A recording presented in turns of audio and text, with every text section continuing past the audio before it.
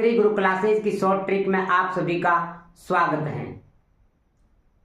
आज के इस वीडियो में जानेंगे हम राजस्थान के जिला दर्शन। राजस्थान के जिला दर्शन जो कि मेवाड़ के इतिहास से सर्वप्रथम ले रहे हैं, जिसका नाम है उदयपुर। और जो भी साथी तैयारी कर रहे हैं उनकी सफलता बहुत नजदीक है।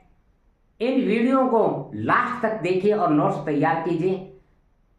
मैं आपको 100% विश्वास दिला सकता हूं कि आपकी सफलता बहुत नजदीक है।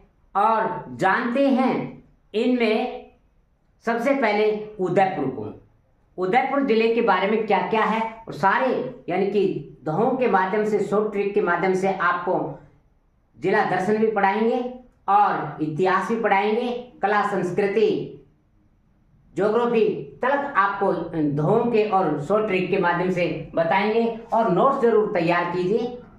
तो जान लेते हैं सबसे पहले उदयपुर को। उदयपुर क्या है? मां सरबती मेरा एक ऊंट नगद मांगो,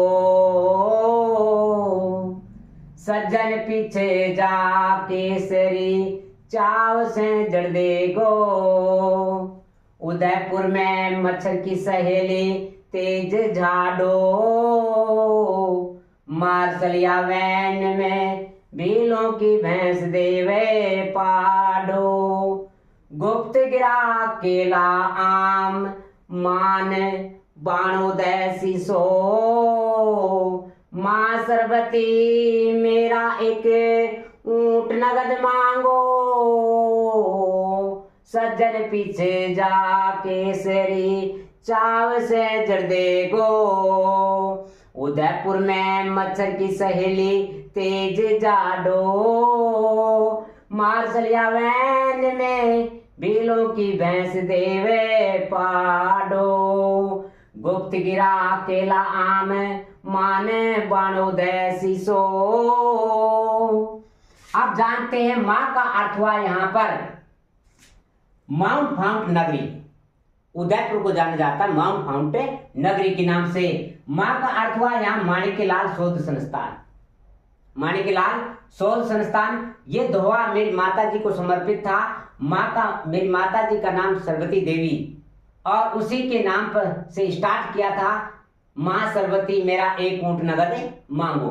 तो यहाँ पर सरबती का अर्थ हुआ साबरमती नदी। साबरमती नदी लगभग 300 किलोमीटर में के बहती है, और साबर बराबर पादर का मतलब यहाँ क्या है, जो पदराला नामक स्थान है। साबरमती का जो उद्गम है, जो पदराला नामक स्थान खमनोर की पहाड़ी और कोटड़ा क्षेत्र जाडोल नामक स्थान से साबरमती नदी का उद्गम होता है। जबकि साबरमती जो नदी का बहाव क्षेत्र की बात करें तो दक्षिण से पश्चिम की ओर बहती है। महत्व की बात करें, साबरमती का महत्व सबसे ज्यादा किस राज्य को मिलता है, तो सबसे ज्यादा जो महत्व गुजरात राज्य को है। एकमात्र नदी है जो राजस्थान से निकलती है और गुजरात के लिए बहुत ही महत्वपूर्ण है। जो कौन सी है? साबरमती नदी है। राजस्थान के कहां से निकलती है साबरमती नदी? अभी बताया, खमनोर की पहाड़ी कोटड़ा क्षेत्र झाडोल से होता है। और इसका जो साबरमती नदी जब राजस्थान से जाती तो गुजरात में जब प्रवेश करती है तो कहां प्रवेश करती है? खेराज नामक स्थान है। और कहां पर पड़ता है ये? साबरकांठा नामक स्थान पर पड़ता है। और इसी साबरमती नदी के ऊपर शहर पर, यानी कि इसके ऊपर कुछ शहर बसे हुए हैं, जैसे अहमदाबाद और गांधीनगर शहर बसे हुए हैं। और इसी के ऊपर बांध बने हुए हैं जिसका नाम है गांधी सागर बांध। कौन सा है? गांधी सागर बांध, जो गुजरात में है। कहां पर है? गुजरात में। अब बात करें अंत और यानी उद्गम तो खमनोर की पहाड़ी से होता है। उद्गम तो खमनोर की पहाड़ी से होता है, और खत्म भी कहां पर होती है? खंबात की खाड़ी में होती है। अंत साबरमती नदी का अंत है जो खंपात की खाड़ी में होता है। साबरमती आश्रम बना हुआ है, साबरमती आश्रम बना हुआ जो साबरमती नदी के तट पर है। यहीं पर दांडी यात्रा शुरू की गई थी। साबरमती आश्रम से ही क्या शुरू की गई थी? दांडी यात्रा। महात्मा गांधी जी ने शुरुआत की 12 मार्च 1930 में, 12 मार्च 1930 में। और यहां पर बात करें तो साबरमती नदी की जो सहायक नदियां कौन कौन सी हैं? सहायक नदियां, यहां सरबती का अर्थ है सरबती हाथ से बाका बैत मांझा, यानी कि सरबती, सरबती का मतलब हुआ यहाँ साबरमती, साबरमती। हाथ का मतलब हुआ हथमई, कौन सी? हथमई नदी, और सेई नदी, और बाकम नदी, बैतरक और मांझम, ये क्या है? जो साबरमती नदी की सहायक नदियां हैं। कौन कौन सी हुई? हथमती, सेई, बाकम, बैतरक और मांझम, ये क्या है? सहायक नदियां हैं। अब मेरा का अर्थ याद करते हैं। मेरा का अर्थ हुआ यहां मैराथन का युद्ध, मैराथन का युद्ध। इसी युद्ध को दिवेर का युद्ध कहा जाता है। और ये दिवेर का युद्ध कब हुआ? 15 अक्टूबर 1582 में हुआ। और कर्नल जेम्स टोड ने इसको मैराथन का युद्ध कहा। दिवेर के युद्ध को मैराथन का युद्ध कहने वाले कौन थे? कर्नल जेम्स टोड थे। और एक का अर्थ हुआ यहां पर एकलिंग जी का मंदिर। एकलिंग जी का मंदिर का उपनाम क्या है? लकुलिश मंदिर। और लकुलिश मंदिर के नाम से भी जानते हैं एकलिंग जी को। और यहां पर इस एकलिंग जी का जो मंदिर का निर्माण करवाया था वो कौन थे? बप्पा रावल थे। और जो रावल थे, बप्पा रावल, और यहां पर मेवाड़ के जो रावल वंश थे उनके क्या माने जाते हैं? आराध्य देव माने जाते हैं। और एकलिंग जी का जो मंदिर है पाशुपत संप्रदाय का एकमात्र मंदिर है। पाशुपत संप्रदाय का एकमात्र जो मंदिर है वो कौन सा है? एकलिंग जी का मंदिर। और वो कहां पर है? उदयपुर में है। अब महाराणा रायमल ने इस मंदिर का वर्तमान स्वरूप दिया था। महाराणा रायमल ने जो एकलिंग जी का मंदिर है उसका वर्तमान स्वरूप दिया था। अब मेरा का अर्थ समझ में आया होगा। ऊंट, ऊंट का अर्थ हुआ ऊंटाला का किला। ऊंटाला का किला और ऊंटाला का युद्ध भी हुआ। इसके बारे में बड़ी रोचक स्टोरी है कि ऊंटाला का किला के ऊपर जहांगीर ने अधिकार कर लिया था 1599 में। और उस समय मेवाड़ के शासक हुआ करते थे अमर सिंह प्रथम। अमर सिंह प्रथम मेवाड़ के शासक के दिमाग में सवाल आता है कि किसी भी तरीके से ऊंटाला का किला को छुटवाया जाए जहांगीर से। और जहांगीर ने इसके ऊपर ऊंटाला के किले पर अधिकार करके इसका बाहर किसको सौंप दिया था? कायम खां को। और इधर मेवाड़ के शासक कौन थे? अमर सिंह प्रथम थे। अमर सिंह प्रथम बैठे हुए थे तो उन्होंने आदेश दिया सलुम्बर के ठिकाने पर। और सलुम्बर का जो सामंत थे जिनका नाम था जैत्र सिंह चुड़ावत, जैत्र सिंह चुड़ावत थे। और इधर एक शक्ति सिंह के जो वंशज थे जिसका नाम था बल्लू सत्तावत, बल्लू सत्तावत। और ये दोनों और बैठे हुए थे।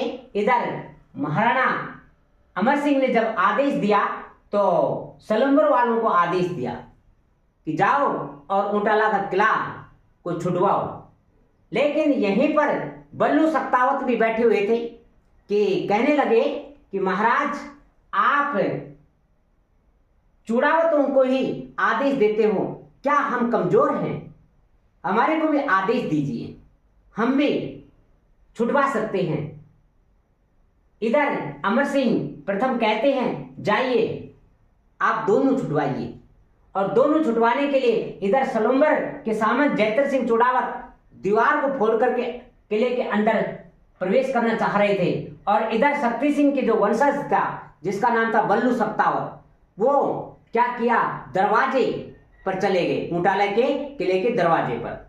और कहते हैं कि जो किले जो पहले बने हुए थे सामरिक दृष्टि से, सुरक्षा की दृष्टि से, उन किलों के दरवाजों पर नुकीली जो कीलें थी वो गड़वा दी जाए थी।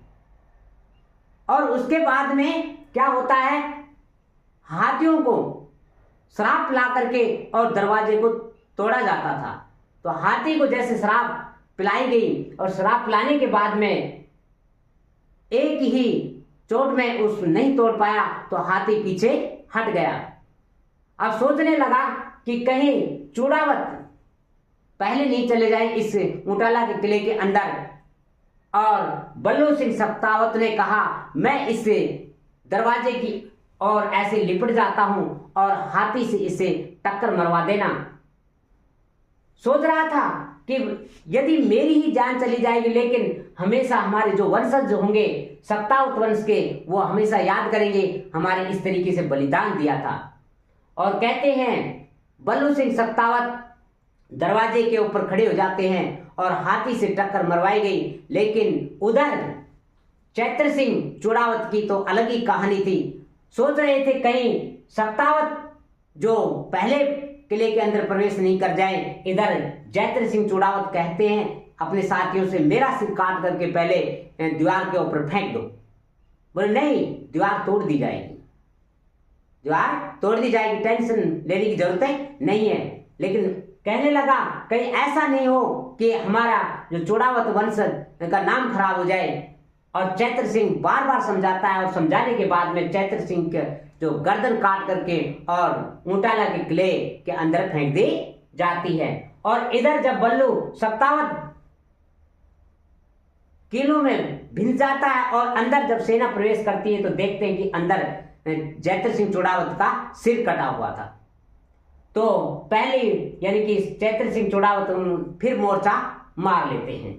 और अब इसके बाद में इसको कहते हैं हरावल प्रतियोगिता। क्या कहते हैं? हरावल प्रतियोगिता। और ऊंटाला का किला और ऊंटाला का युद्ध भी कहा जाता है। अब बात करते हैं नगद। नगद का अर्थ क्या हुआ? नगद का अर्थ है नागदा। नागदा गोहिल वंश की प्रारंभिक राजधानी थी।